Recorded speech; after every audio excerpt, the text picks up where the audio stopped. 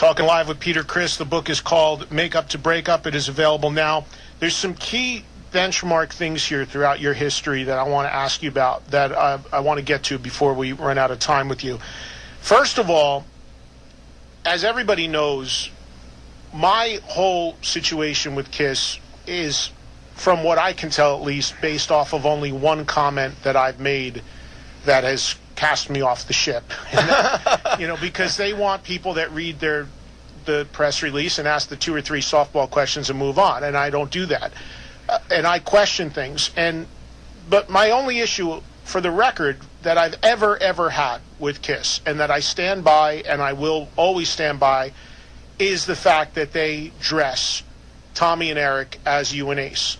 Now, I'm not buying into, well, they're just characters, well, it doesn't matter. To me, that's, as a fan who found and discovered Kiss in '76, 12 years old, to me that is the utter most blatant slap in the face ever. Because to me, yeah, they were the Catman and the Spaceman, but they were extensions of Peter, Criss, and Ace Frehley. They were you. They were the people that were made up. That's the things you came up with. That is the heart and soul of what it was. So my only issue ever is the fact that they have 2 guys that are, and this is as blunt as I'm going to be about it, impersonating. You can spin it whatever you way. They're impersonating you guys. If they were their own people, like Eric Carr was, like Vinnie Vincent was, God rest Eric Carr's soul, absolutely, they would create their own auras, whatever. The fact that they position it as it's this interchangeable thing and it could be anybody, it doesn't matter who's behind those makeups, is really, as a fan, ultra offensive. Tell me how you feel about that, and more importantly, tell me how did you lose the rights to that stuff? Because when I bring this up, the hardcore fans say to me, well, he gave it away. It's his fault. He gave it away. What happened? Well, it's in my book, but I didn't give it away. I would never give it away. You'd have to cut my arms off to take that from me. That's me. I am the Catman. There'll never be another one. And like you said, Ace and Peter's makeup. That's right. They're wearing our makeup. And they didn't before they realized how much money could be made wearing the makeup. And I go back to the reunion and the Psycho, they made a fortune. Their little homes they lived in when I met them, Paul's apartment in the hills and Gene's little house in Beverly Hills, were tiny. Now they're living in ginormous homes. I don't have a small home either, but not as big as theirs. I think they realized the power, and that's when they came up with it's not a band, it's a brand. Although Gene and Paul are still the major members in the band. Eric and Tommy, to them, it's a job. He's playing Ace Frehley licks to the T. Eric's playing my drum beat to a T. They're still playing the same songs that we made famous. I think, though, for Gene and Paul, it's still making money. They're still making money off it. There's a whole new generation of kids that are clueless of what Kiss, the rock band Kiss, is about. They have no clue. They go to see them now, they think, oh, that's Kiss. And so they're not going to say it isn't. It isn't. There's a heart behind every musician in this world. There's a way that only he can feel that thing. I was the guy, and so was Ace, in that bathtub, dying out here, blue-black, getting dog collars, playing shit-ass lofts, not making a dime, lugging equipment 3 in the morning in the freezing cold. No, there's a lot of soul behind that, and you can't take it from me. You never will. These guys could wear it all they want because they're making a buck, but they're not. And the sad thing, even for them, they should have some respect for themselves and really, want to make it with their own talent and their own faces than mine or Ace's. I think the other 2, now they're in their 60s. They're all now 60s. I can't believe it. We really are grandparents. I think they really saw that as long as they keep that bubble they've got, their world, the Kiss world, it's sellable, and people are buying it. But I've met a lot of people now in the world since I've written this book, and they're not buying it anymore. Our fans are not children anymore. They're not doctors and Indian chiefs, and they really know the game now, and they know the story, and they say the same as you, Ed. I can't buy it. I recently went on this thing, on a tour or something, and it's terrible, you know. And so a lot of the fans agree with you 1,000,000%, and I do too. And there's a lot of people that agree with me. There's tons of people too. that agree with me, by the way, that don't say it. There's tons of people in other bands. There's tons of people in the media that just buy the line, and they don't have the stones to stand up and say it. And that's, you know, okay, fine. But the thing that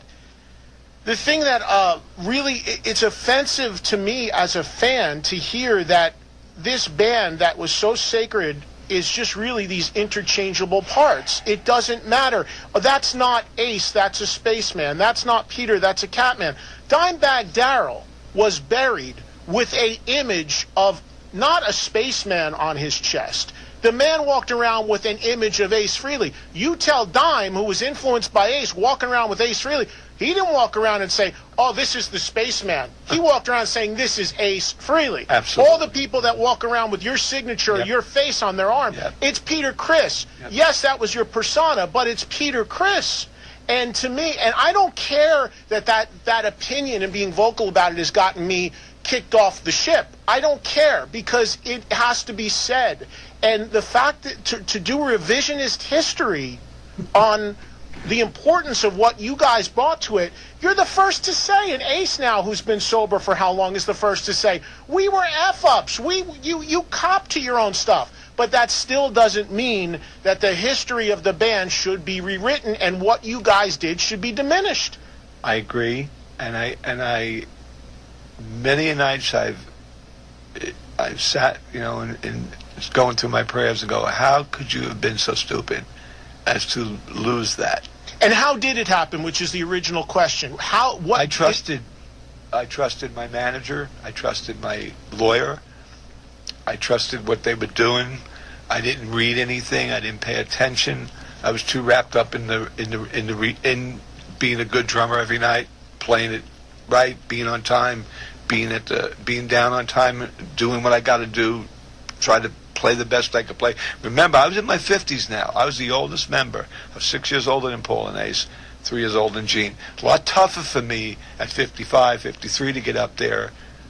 Now doing 2-hour shows, sometimes 4 nights in a row. And drumming being a physical thing is without question the thing that as you get older it takes a toll on. And it did, and I mean, I wound up doing part of the tour, my thumb literally hanging off from the carpal. It was so worn down from playing so much, and I was now in my 50s, that they even took me to some bogus doctor who said whatever, and then they made me this stupid brace to get me through it.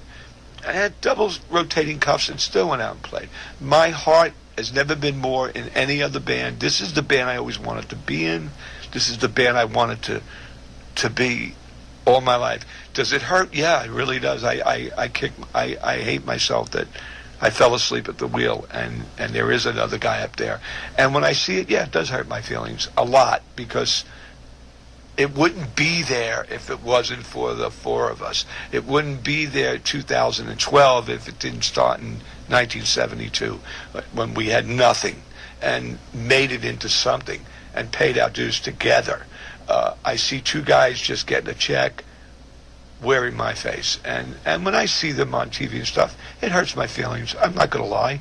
I write it in my book. It'll always hurt my... You're right. It is a slap in the face. A really hard one, and I've learned to live with it and cope with it and look at it, but it breaks my heart that I'm not in the grease paint, that we're in my grease paint, and I did invent that. I call it an invention, but I am the Catman, and to have some other guy trancing around looking like me is a cover band. You're absolutely right. That's exactly what it is. And if those 2 weren't in it, I often ask myself, would they let 2 other guys dress like them and go up there with Tommy and Eric? I don't think so. Well, they claim that's where it's going. I mean, they claim. Well, then we'll got a real cover band. It'd be a sanctioned tribute band, basically, and that could happen. And the other thing is, you know, Tommy and Eric are both huge Kiss fans. I mean, Tommy was in a Kiss tribute band before he was in Kiss. Absolutely. Eric Singer is a huge Kiss fan. If those guys, and trust, and knowing Eric like I knew and used to talk to, I mean, knowing him the way he is and how he's can be outspoken about things, if he wasn't the guy in that job, and it was somebody else in that job, he would probably be about 10 times more outspoken than me about it. If it wasn't his paycheck, you know what I'm saying? And that happens. I do know what you're saying. That happens a lot with guys. Yeah, I do know what you're saying. saying. I see that all the time. Yeah. I mean, if it's not okay, you know, you can. And listen, it's not his fault. He has to defend it. It's his job. I get it. The same with Tommy. It's nothing against them. They're cashing a check. They're doing the job. God bless them.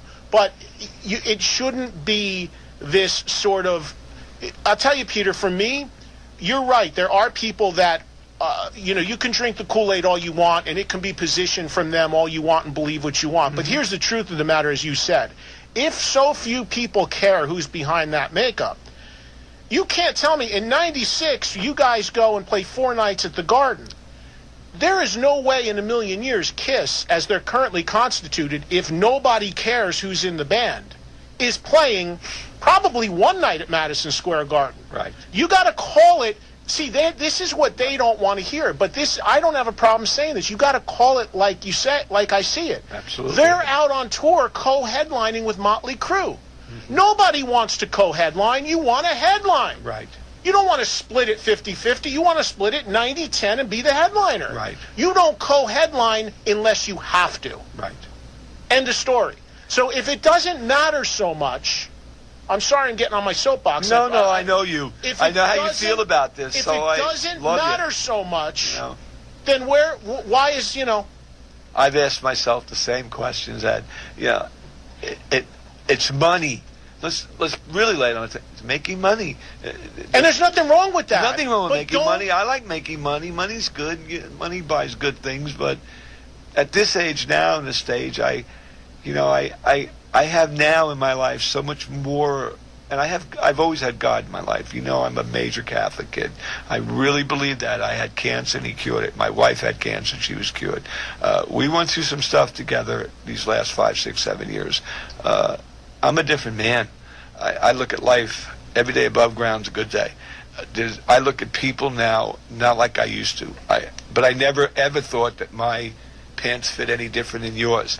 I always knew I put them on the same way you do. You know how I feel about that. I throw up like you throw up. I get sick like you got sick. When I had cancer, when I found out I had it, I couldn't believe it. I thought I was above everything. Rock stars can't get cancers and things. We're like, I must believed in my own thing that I was a superhero. That's an impossibility. It knocked me down a lot of pegs, which I needed, and really made me believe in what life is really about, and that's family. Because they never desert you when you're down. When I had it, only one man called me, and that's Bill Aucoin. And my heart soared. And he got on the phone. He said, "Peter, I love you so much. How you doing?" I said, "I'm going to be okay." He said, "I'm so proud of you that you stepped up at the bat and said," because you've always were that kind of guy. You never took shit, excuse me. You always stuck the bat. You always said what is what. And I love you for this. Remember that. And he died 2 weeks later. Did I get a call from them? No. Did it hurt? Hell yeah. Would I have called them? Yes.